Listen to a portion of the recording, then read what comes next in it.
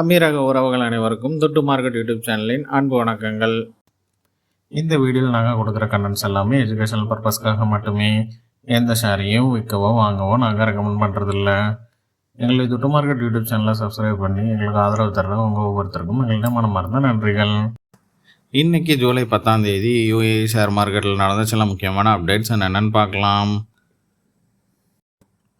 இன்றைக்கி வர்த்தக நேர முடிவில் அபுதாபி செக்யூரிட்டிஸ் எக்ஸ்சேஞ்ச் 54 புள்ளிகள் உயர்வடைந்து 9936 புள்ளிகளில் முடிவடைஞ்சிருக்கு.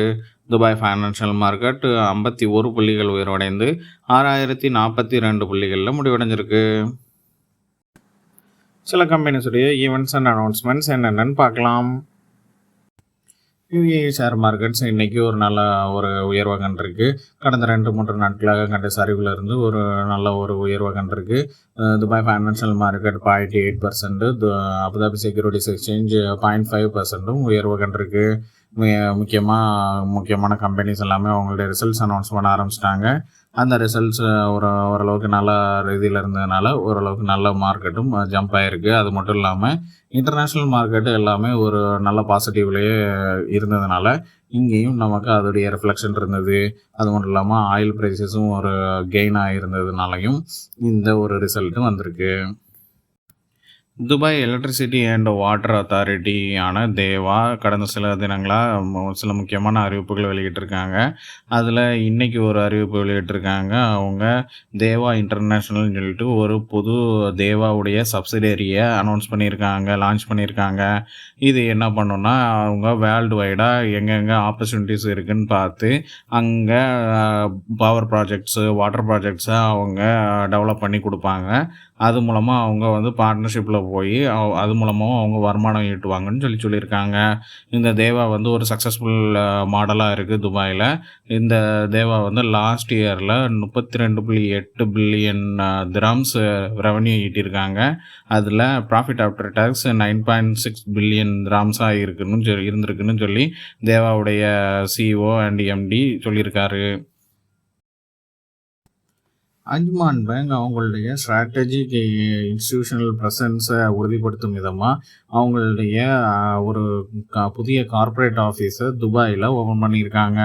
இது துபாயில் உள்ள எமிரேட்ஸ் பிஸ்னஸ் பார்க்கில் ஷேக் சயீத் ரோடில் பில்டிங் 3ல் ஓப்பன் பண்ணியிருக்காங்க. இது மூலமாக அவங்க CEO என்ன சொல்லியிருக்காங்கன்னா அவங்களுடைய ஸ்ட்ராட்டஜிக் பொசிஷனிங் அவங்களுடைய முக்கியமான UAEயில் உள்ள முக்கியமான கமர்ஷியல் ஹப்பில் எல்லாத்துலேயுமே அவங்களுடைய ஒரு ப்ரெசன்ஸை உறுதிப்படுத்தணும்னு சொல்லி அவங்க பிளான் பண்ணி இருந்திருக்காங்க. அதுடைய ஒரு பாகமாக இன்றைக்கி துபாயில் அவங்களுடைய கார்ப்பரேட் ஆஃபீஸை துபாயில் ஓப்பன் பண்ணியிருக்காங்க. எமிரேட்ஸ் டெலிகம்யூனிகேஷன் எட்டிஸ்லாட் ஒரு அறிவிப்பு வெளியிட்டிருக்காங்க. அவங்க வோடஃபோனில் அவங்களுக்கு இருந்த இன்வெஸ்ட்மெண்ட்டான 16.21% ஸ்டேக்கை விற்க போகிறதா அனௌன்ஸ் பண்ணியிருக்காங்க. இந்த ஸ்டேக் விற்பனை மூலமாக அவங்களுக்கு $5.95 பில்லியன் வருமானம் அவங்களுக்கு கிடைக்கும்னு சொல்லியிருக்காங்க. இந்த $5.95 பில்லியன் $1.3 பில்லியன் பிரிட்டனில் வோடஃபோன் அனௌன்ஸ் பண்ண டிவிடெண்டும் அடங்கும்னு சொல்லியிருக்காங்க.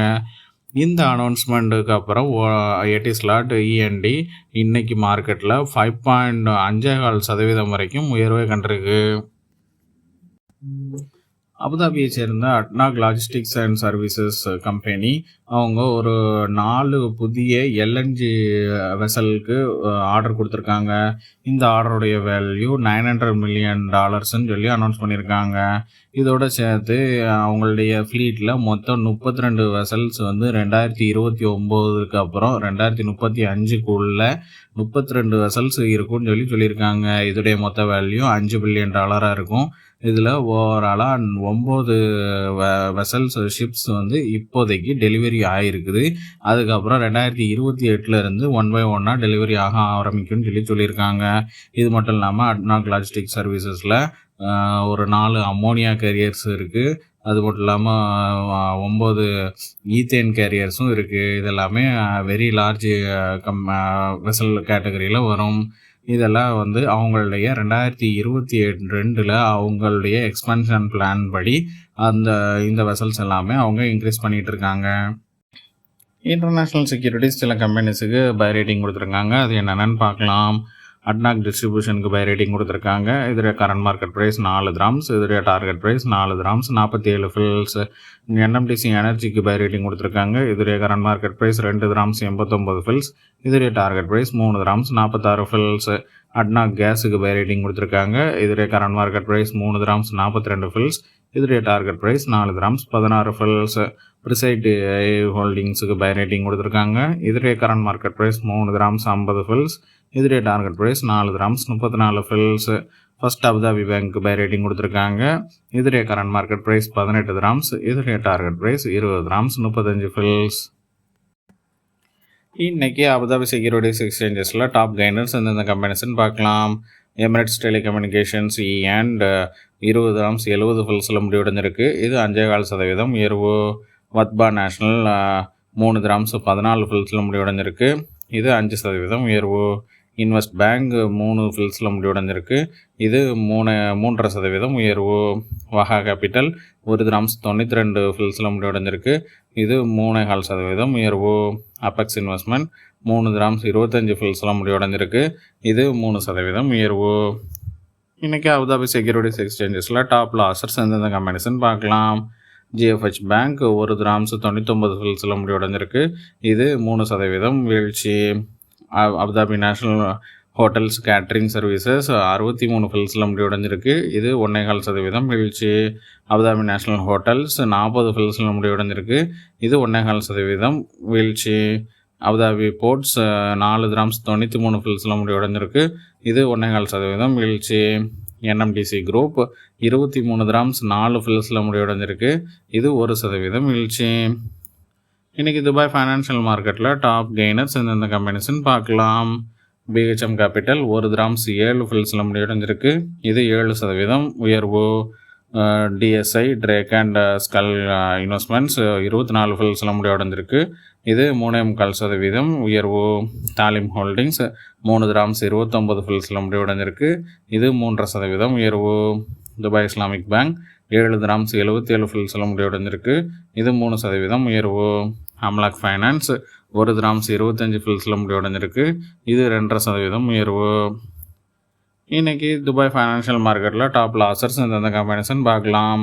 யுனைடெட் ஃபுட் கம்பெனி 11 கிராம்ஸ் 40 ஃபில்ஸில் முடிவடைஞ்சிருக்கு. இது 5% வீழ்ச்சி. GFH பேங்க் 2 கிராம்ஸ் 2 ஃபில்ஸில் முடிவடைஞ்சிருக்கு. இது 2.5% வீழ்ச்சி. வத்தானியா இன்டர்நேஷ்னல் 65 ஃபில்ஸில் முடிவடைஞ்சிருக்கு. இது 1.5% வீழ்ச்சி. Empower Emirates central cooling system 1 grams 61 ஃபில்ஸில் முடிவடைஞ்சிருக்கு. இது 1.5% வீழ்ச்சி. துபாய் இன்வெஸ்ட்மெண்ட் கம்பெனி 3 கிராம்ஸ் 70 ஃபில்ஸில் முடிவடைஞ்சிருக்கு. இது 3.25% வீழ்ச்சி.